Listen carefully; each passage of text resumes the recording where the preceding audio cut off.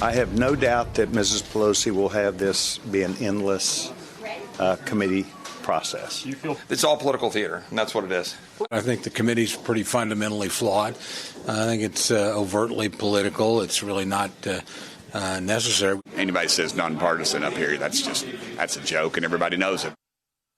So it seems to be going well so far. If that's any indication, there won't be many GOP yeses when the House votes on a select committee to investigate January 6th. Exactly who ultimately serves on the select committee has yet to be determined. We know there will be 13 members.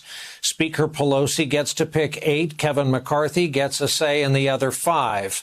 A Pelosi aide confirmed to NBC News she's, quote, seriously considering appointing a Republican with one of her unilateral picks.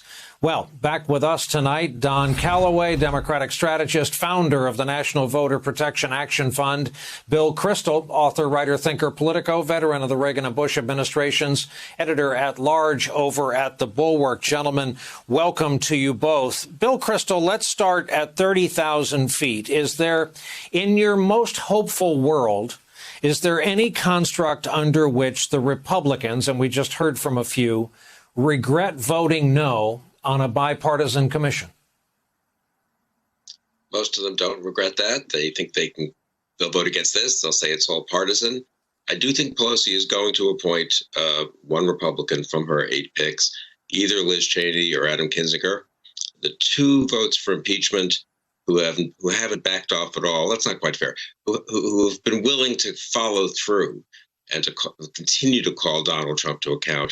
The others have sort of, tried to go quiet a little bit, get along with people in their district, not pick more fights with Trump and so forth. Cheney and Kinzinger have been pretty fearless, pretty impressive in my opinion.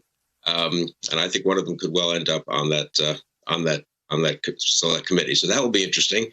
But that's 2 Republicans out of what are there, 210 in the House. And I think they might be the only 2 votes for the committee. Don, I want to, as a formality, hear from Congressman Clyburn. This was on this network earlier today. We'll discuss on the other side. Would you support the appointment of Liz Cheney or an Adam Kinzinger to the committee using one of the Speaker's unilateral picks? Yes, I would. I think both of them are Republicans. Both of them are conservative Republicans. And both of them are real about what happened on January 6th.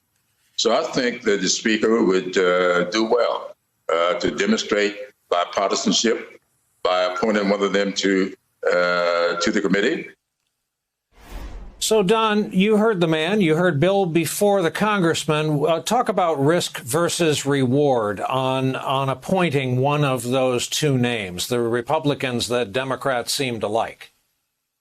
That's a great question, Brian. It's very important that we consider the Speaker's procedural powers here. Obviously, as you said, the Speaker can present 8 members. The Minority Leader gets to present 5 members. But it's important, the little word that you presented at the top of, the Minority Leader is to be consulted with, but it does not require his consent. Therefore, not even the 5 Republican members really require the Speaker's consent. What the Speaker's doing here is making sure that she can say that this was a truly bipartisan process, rather than giving the Republicans 5 just platforms to talk crazy and filibuster on this thing. They can take their own time. They can take one of the Democratic spots to spit Democratic talking points out of the 8 Democratic seats that are available here. Very important tactic. Therefore, she can say that Republicans are saying what we want to say. Ultimately, I think that would be a really, really smart thing for Speaker Pelosi to do. There's no universe under which Kevin McCarthy, in his 5 picks, would present anyone other than the most hardline Republicans. Now, we have one in Marjorie Taylor Greene, who, in the words of Chris Tucker from Friday, she ain't got nothing else to do but pay attention to this because she doesn't have any other committees. Therefore, she can put all the time and all of the effort in all of her idle-handedness to put towards this. And that's just a risk that the Democrats, unfortunately, would have to take, but they can mitigate by balancing out that time with reasonable points on the Democratic appointee side. I think it will be a wonderful idea for Speaker Pelosi to use some of her picks with Republicans who can say reasonable things on the side of what was very clear, that this insurrection killed 5 real American people. Bill Kristol, Pelosi has apparently invited members of the D.C. Metropolitan Police, members of the Capitol Police who were there on that day to be in the gallery for the vote. Obviously, it is a gesture. Will that gesture have any effect? Will it change a single vote, do you think?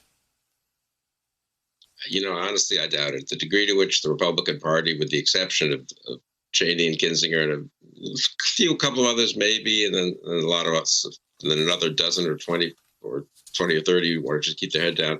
The degree to which all the others are just all in on memory holding January 6th, on ignoring what might be a very short-term PR hit because they are convinced that they just need to keep all their people on board and make it seem as if it's a partisan inquiry looking back. I mean, look what's happening in Arizona. Look what's happening in all the states on election integrity. Look what's happening on the big lie. It's really, I wish I could say that the Republicans will look up into the gallery and feel a pang of conscience, but I don't think I can say that.